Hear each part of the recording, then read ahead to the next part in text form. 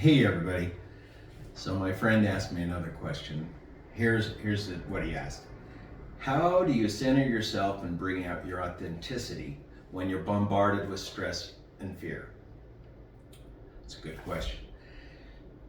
So I'm going to relate it to what I'm doing here now with the videos because it's difficult chasing your dream.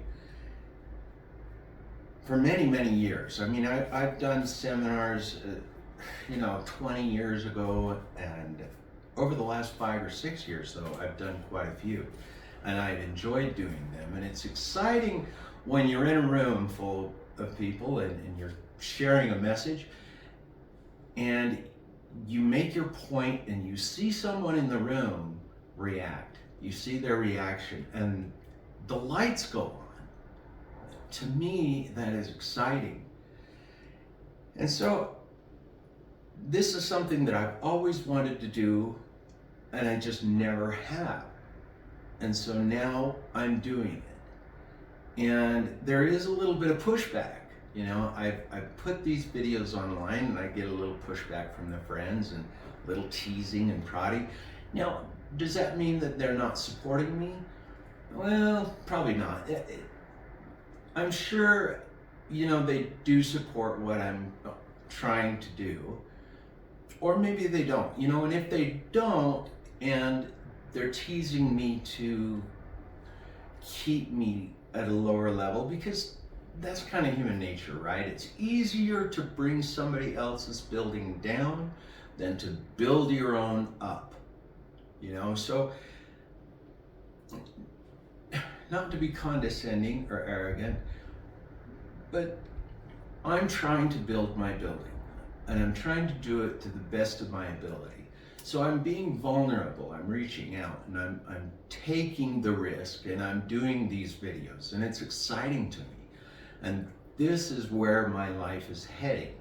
Now, whether I make a dime at it or not is of no consequence, because I just remember seeing the eyes of those that I've taught and seeing how they've reacted. And I don't know if I've ever changed anybody's life, but if I could, for the better, because I have a story.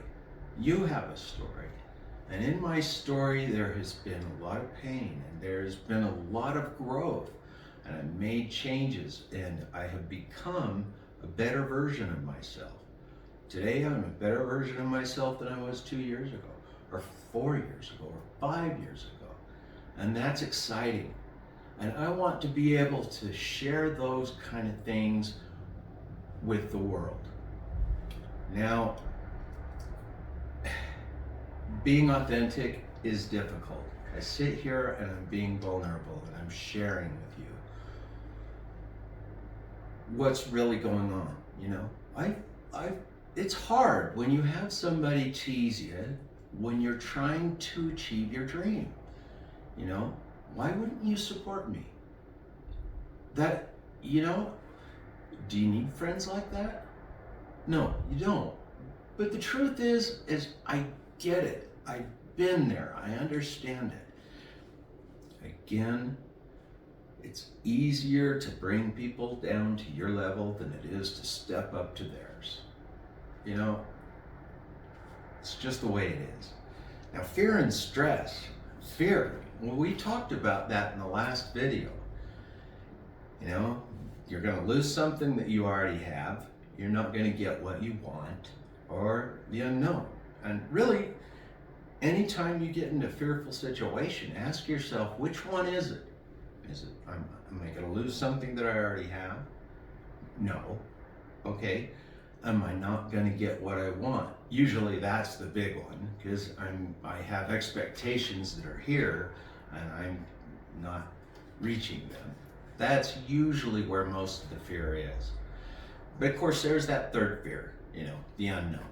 But we've already talked about that.